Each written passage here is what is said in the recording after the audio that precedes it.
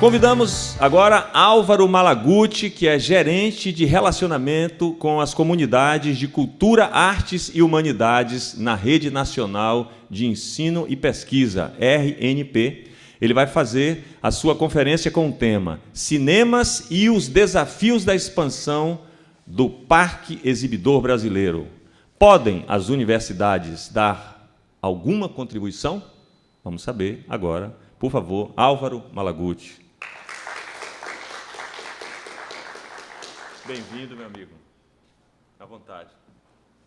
Bom dia a todas e todos. Primeiramente, agradecer à Prefeitura de Lauro de Freitas pela promoção desse evento. Acho que a gente está precisando de mais espaços para se encontrar, conversar sobre o futuro, entender o passado. Então, é muito bom poder estar aqui com vocês nesse encontro promovido pela Prefeitura em parceria com a Universidade Federal da Bahia, com o Instituto Federal. É muito rico a gente poder ver essa articulação das instituições, da gestão pública e da educação trabalhando na Bahia. Bom, como foi apresentado, eu trabalho na Rede Nacional de Ensino e Pesquisa, RNP. Afinal, o que é isso? Acho importante apresentar rapidamente. A Rede Nacional de Ensino e Pesquisa opera a infraestrutura de rede das universidades e dos institutos federais de educação. Então, nós estamos falando de uma infraestrutura de alta capacidade e de alto desempenho para esse universo de universidades e institutos federais. Vocês imaginem quão seria inviável se cada universidade federal ou cada instituto federal, como este aqui onde nós estamos, tivesse que resolver a sua conexão à rede mundial de computadores da mesma forma como nós fazemos em casa, por meio de um contrato com um provedor privado. Isso seria algo muito oneroso e não atenderia às necessidades dessa comunidade que tem demandas específicas. Então, a Rede Nacional de Ensino e Pesquisa é uma organização social que opera e mantém essa infraestrutura de rede para as universidades e institutos federais de educação e outras instituições de ensino, cultura, educação e pesquisa. O que tem a ver a Rede Nacional de Ensino e Pesquisa com o cinema, como proposto na conversa aqui hoje? Quando eu recebi o convite, eu fui provocado a apresentar o que a gente iria conversar. Na RNP, a gente vem desenvolvendo diversas iniciativas para poder botar essa infraestrutura de rede, de tecnologias da informação e comunicação a serviço de usos das comunidades de cultura, de artes, de humanidades. E um dos campos de trabalho que a gente vem atuando nos últimos anos é no campo do audiovisual e, mais especificamente, do cinema. A gente vem trabalhando na constituição de um circuito exibidor entre as universidades e institutos federais. Então, me ocorreu, quando eu recebi a mensagem dizendo que eu tinha que informar um título para essa nossa conversa aqui hoje, eu acabei, depois é que eu me dei conta, que eu propus quase um título de uma tese, né? E aí eu acho necessário a gente refletir aqui um pouco sobre ele. Cinemas e os desafios da expansão do Parque Exibidor Brasileiro. Podem as universidades e institutos dar alguma contribuição? Bom, acho que a primeira pergunta para a gente se fazer é se, de fato, há um desafio. Que desafio é esse? De que natureza? É consenso entre nós que o audiovisual, e mais especificamente o cinema, é uma linguagem fundamental para a gente apreender o mundo e suas múltiplas dimensões e relações? Há um consenso entre nós sobre isso? Se há um consenso de que o cinema é uma linguagem fundamental, importante para a formação, né, humana, então a gente precisa expandir o acesso a esta linguagem, a essa experiência estética chamada cinema. Mas expandir por quê? Do que se trata quando a gente fala expandir o parque exibidor? Vamos pegar os números que a gente tem no Brasil hoje, em termos de distribuição desse equipamento específico chamado cinema. A gente está acostumado a ver um dado nessas conversas sobre o parque exibidor brasileiro, né, o número de salas distribuídas no Brasil, que dá a seguinte informação. Menos de 10% dos municípios brasileiros têm salas de cinema. Ou seja, nós estamos falando que, dos 5.565 municípios brasileiros, nem 550 têm salas de cinema. 5.565 municípios, nem 500 têm sala de cinema. Mais especificamente, nós estamos dizendo que temos hoje no Brasil, entre salas comerciais, algo em torno de 3.200 salas distribuídas entre apenas 400 municípios brasileiros, no universo de 5.565 municípios. Mas a gente pode trazer esses dados para a Bahia e para Salvador, para ver do que se trata essa realidade mais regionalmente e localmente. Bom, a Bahia tem 28 cinemas, e esses cinemas são complexos, né, multissalas, dando um total de 101 salas de exibição no Estado. Esses números são números de outubro de 2017. Tá? Então, Bahia, 28 cinemas, compondo um total de 101 salas, porque tem aquele cinema que a gente vai lá no shopping, que é o multiplex, né? Tem 3, 4 salas ali no mesmo cinema. Bom, quando a gente pega Salvador, nós estamos falando de 13 cinemas e 66 salas. Né? Então, se a gente diminui da Bahia o número de Salvador, fora de Salvador a gente tem 15 cinemas e 35 salas. Isso num estado que tem mais de 400 municípios. Nós estamos falando de 417 municípios no estado de Salvador. Eu acho que esses números são suficientes para apontar a quantidade de pessoas, de cidadãos e cidadãs que não têm acesso a essa experiência pura e simplesmente pela inexistência desse equipamento, desse espaço chamado cinema. A gente não precisa ir muito longe. Nós, hoje aqui, estamos em Lauro de Freitas, um município com quase 200 mil habitantes, ou seja, nós estamos falando de uma cidade de porte médio, né, dentro de uma região metropolitana conurbada, né. A divisa entre Lauro de Freitas e Salvador ela já é praticamente inexistente, né, foi conurbada, e, num contexto como esse, de quase 200 mil almas, este é um município onde não tem uma sala de exibição. Então, acho importante a gente trazer esses números para a nossa conversa, até porque eu acho que eles balizam aí a nossa reflexão. Bom, esses números eles são conhecidos pelos gestores de políticas públicas há muitos anos. Várias iniciativas já foram feitas, ou pelo menos algumas, de tentar expandir esse parque exibidor brasileiro. Essa expansão ela ocorreu seguindo um pouco o processo de crescimento dos shopping centers nas cidades de porte médio, mas, nos últimos anos, esse processo de expansão dos shopping centers, que os cinemas seguiam, os cinemas comerciais, houve um arrefecimento dele, né? Uma economia com uma certa crise, crescimento estagnado. Então, aquela fronteira de expansão que era os cinemas vão aonde tiver shopping center, na cidade de porte médio, a gente está vendo já que está chegando a um certo limite. Junto com esse limite de crescimento, quando a gente olha o preço médio do ingresso nessas salas comerciais, nós estamos falando de um preço médio que vai do mais alto, que é o do Distrito Federal, de um ingresso que custa R$ 17,00. O ingresso, a média mais baixa é Mato Grosso, com R$ 10,70 o ingresso. Aqui, na Bahia, o preço médio de um ingresso é R$ 14,70. É um preço de um almoço, né? Isso, para muita gente, faz diferença. Né? Não é algo banal. Né? A gente tem que ter sempre isso como referência. O preço médio, além dessa enorme concentração do equipamento, ou seja, o cinema não está em qualquer lugar ali disponível, o preço médio do ingresso ele é um preço que ele acaba fazendo uma seleção de quem pode pagar, né, para poder ter esse acesso. Ao longo do projeto que a gente vem implementando com as universidades e os institutos federais, ao longo dos últimos 5 anos, a gente vem percebendo, e é isso que eu queria trazer hoje aqui para essa conversa com vocês, a gente vem percebendo que a gente tem diversos elementos postos na realidade, e eu vou apresentá-los aqui, que nos permite visualizar a constituição de um circuito exibidor de salas de caráter popular, ingressos mais baratos, né, em parceria com as universidades e institutos federais. Que elementos da realidade são esses que nos permitem ter esta percepção? Bom, todas essas universidades e institutos federais estão conectados à Rede Nacional de Ensino e Pesquisa, que opera essa infraestrutura de rede.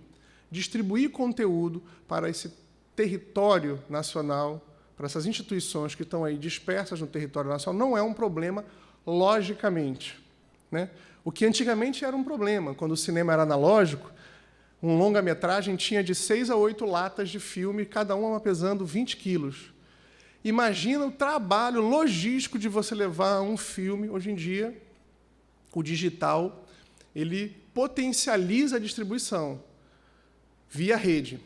Essa rede de universidades e institutos federais, ela está presente hoje, nós, com elas, né, em mais de 1.400 localidades do território nacional. Estamos falando de pontos, né? Mais de 1.400 pontos do território nacional, de campos, de universidades e institutos conectados a uma infraestrutura de alta capacidade de desempenho operada pela Rede Nacional de Ensino e Pesquisa. Isso foi possível graças a esse esforço que a gente vivenciou ao longo dos últimos anos no Brasil, de expansão da oferta do ensino superior e técnico profissionalizante, o que também criou uma série de possibilidades. Nós estamos aqui hoje num auditório muito bem equipado, boa poltrona, bom isolamento acústico, boa iluminação, que é praticamente uma sala de exibição, né? Para fazer isso aqui virar um cinema não é um esforço muito grande, né? Então, além de uma grande distribuição pelo território nacional dessas universidades e institutos que estão conectados via RNP, muitos dos reitores e dirigentes dessas instituições querem cumprir esse papel para a comunidade de ensino, a comunidade acadêmica, mas para a comunidade externa. Não é o que nós estamos experimentando aqui hoje, no Univerão? Um instituto de portas abertas, tentando dialogar não só com a sua comunidade de estudantes e professores, mas com a comunidade externa, que está aqui do outro lado da rua. Então, o que a gente está experimentando aqui, hoje, com a Univerão, está acontecendo em diversas outras localidades do território nacional, que são institutos federais de educação, são universidades que estão desejosas, ciosas de aprofundar essa relação com a sua comunidade do entorno, oferecendo serviços, experiências que não estão disponíveis na realidade local, previamente. Esses elementos estão postos. Se a gente trabalhar mais ele, a gente consegue fazer algo que é um circuito que ele vai ser maior até do que alguns circuitos privados. Qual é a polêmica? Qual é a pergunta que eu trago hoje para a gente conversar aqui? Se esses elementos da realidade que eu apontei aqui estão postos de verdade, né, se a gente já tem várias coisas que, se a gente juntar as peças, a gente consegue fazer um circuito de caráter popular nas universidades, nos institutos federais, o que está faltando? Qual é a dificuldade para que a gente possa avançar nessa direção e alcançar, então, um circuito alternativo de exibição com esse caráter mais popular? Quais são os empecilhos ou os limites que estão postos para que a gente possa avançar? Bom, eu vou trazer apenas um, ou pelo menos apenas dois, para a gente poder, então, começar essa conversa. De um lado, os exibidores, quem tem interesse de abrir o espaço, precisa entender mais a especificidade desses espaços de educação, né, e de ensino. Ou seja, como é que a gente pode operar considerando elementos dessa realidade muito específica de um equipamento de educação. Ao mesmo tempo, os exibidores que estão nas instituições de ensino e educação e querem participar de uma iniciativa como essa, eles precisam estar mais abertos a uma dinâmica de exibição, de programação, de seleção de conteúdo que dialogue com quem está fora da universidade, que é manter a sala quente para um público externo, porque só assim que a gente faz formação de público. Se o rapaz que mora no bairro aqui do lado, ele vem hoje, tem exibição, mas ele volta amanhã, não tem, aí ele volta no outro dia, tem, mas volta no outro dia, não tem, isso não ajuda a criar público. O processo de formação de público, ele exige uma constância, uma regularidade, a sala quente, operando, sempre chamando, sempre com atividade. Como fazer isso? Considerando a dinâmica interna desta instituição de educação. Queria que você falasse um pouco, para além do cinema, que outras, montado esse circuito, que outro tipo de atividade poderia também se beneficiar desse sistema de rede? Obrigado pela pergunta, Paula. E, aliás, é uma pergunta muito importante, porque a gente fala cinema, mas se a gente for parar para pensar, o que a gente vai dispor de fato na mão é mais do que cinema, são auditórios conectados, o que permite múltiplos usos. Quantas universidades ou quantos institutos trazem pessoas importantes para aula magna, conferência, como hoje aqui, com Kabengele. Isso poderia estar sendo transmitido, como está sendo feito, para diversas outras salas. Diversas outras salas poderiam estar participando conosco aqui hoje, a gente está exibindo em outros cinemas o que está acontecendo aqui e recebendo as perguntas em rede. Então, nós estamos falando de cinema, mas nós estamos falando fundamentalmente de auditórios conectados, onde a gente pode fazer testes de audiência de filme, podemos fazer transmissões de conferências e aulas magnas e palestras, para não ficar isolado lá naquela universidade ou naquele instituto de origem. Ou seja, nós podemos explorar isso até a última fronteira como um novo sistema de comunicação, para o qual não há nenhuma regulação que nos impeça de testar suas possibilidades e seu alcance. Ontem, com o professor José Jorge de Carvalho, nós falávamos da descolonização do conhecimento nas universidades.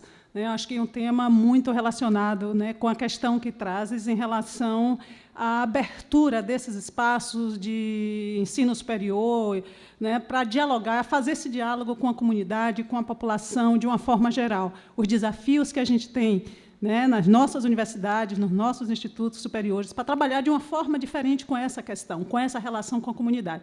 A minha questão para ti é como o cinema pode ajudar num processo desse? Como o cinema pode ajudar, a partir das instituições, dessas instituições de ensino superior, a trabalhar com essa dimensão da descolonização do conhecimento, abrindo-se, inclusive, para a comunidade, abrindo-se para a sociedade de uma forma geral. Obrigada. Obrigado, professora. A gente, esse ano que passou, de 2017, eu volta e meia tenho feito referência a isso, porque, para mim, eu acho, não é só simbolicamente, mas materialmente muito importante, e eu acho que o episódio responde um pouco à questão. Nesse ano que passou, nesse ano de 2017, o Festival de Cinema de Brasília, que é um dos festivais mais importantes dos circuitos de festivais do Brasil, nesse festival, nessa edição de 2017, o filme que ganhou 3 prêmios, o filme ganhou o prêmio de melhor filme pelo júri, melhor atriz e, se não me engano, o roteiro também. Ele é um filme que ele foi feito por jovens realizadores, em sua grande maioria, juntando ali toda a equipe de produção, jovens realizadores e realizadoras negros e negras, da Universidade Federal do Recôncavo, na UFRB. Alunos que são egressos ou estão em fase de conclusão, que foi o filme Café com Canela.